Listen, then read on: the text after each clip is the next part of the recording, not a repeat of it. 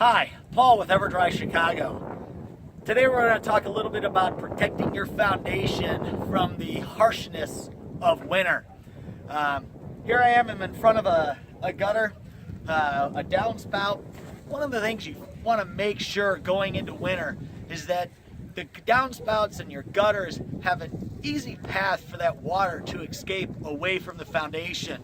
So you want to make sure that your gutters are all cleaned out so that the water doesn't come up and over them. Also, you want to keep your downspout lines clean coming down, and most importantly, you want to make sure that they discharge out away from the house. What we're looking at here is a classic example. Water building up inside of a clogged downspout line, slowly dripping out as the sun, or the earlier sun, melts because it heats up the pipe. It'll then drip it out slowly, but because of the cold, it doesn't run out. It just starts to build up and freeze. Then what you can see here is the ice buildup. Down here you have a little stalagmite of ice formation right up against the foundation. That additional water in the soil right next to the foundation, adding a greater expansion rate to the soil, just puts undue pressure or unneeded pressure up against that foundation wall.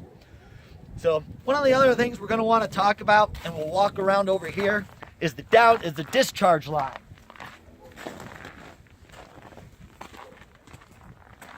Now in this case in particular, this basement has a discharge line that's coming out from through the wall, which is very normal, but it actually runs underneath the deck.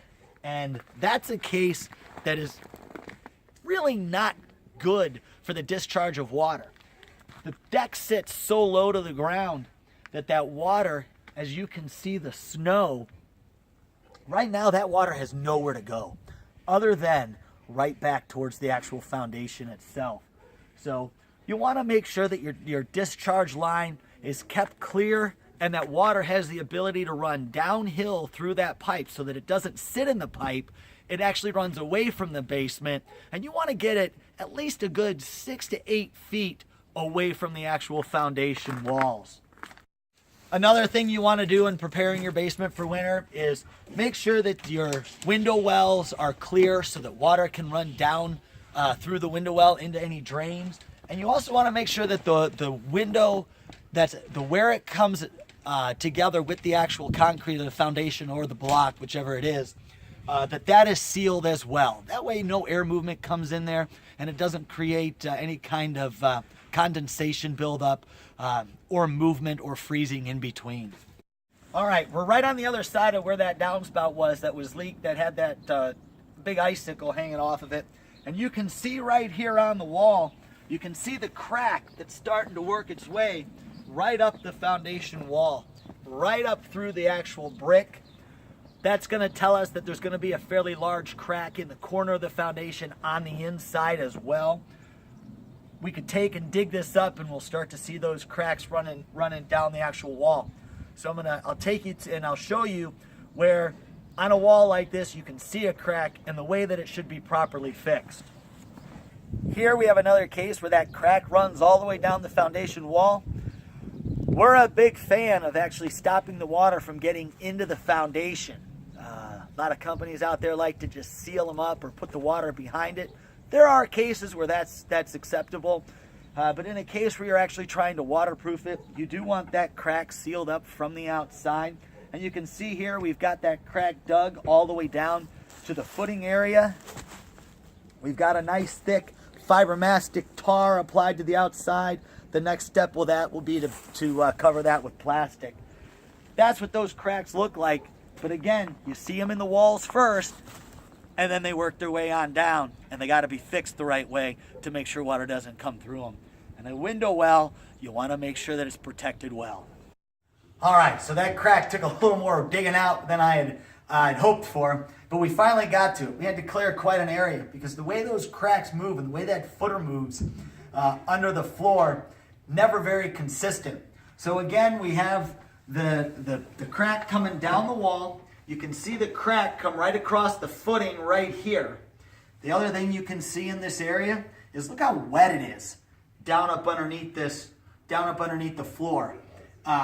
It's extremely cold out right now. There's about 6 inches of snow on the ground. So none of this water, none of this dampness or this water that's down here is from rain or anything of that sort. This is just natural groundwater sitting continuously underneath the footing area.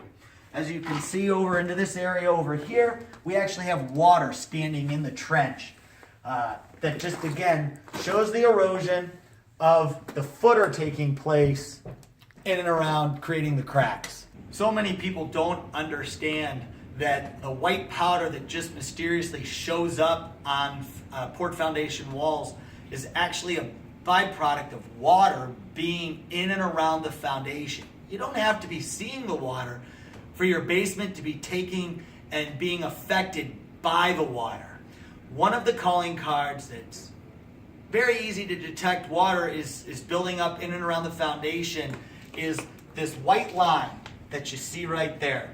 That efflorescent line is the water level that's going to be actually sitting on the outside of the foundation. Now, it's not always going to be there, but anytime you have a white line that shows up in and around the foundation, that tells you that water's sitting there long enough for the water to actually saturate into the pores of the concrete, and the concrete then taking the chemical reaction to want to start curing itself again, so it looks to evaporate that water out, thus leaving the minerals and deposits behind that's commonly known as efflorescence that shows up in a white powder looking form.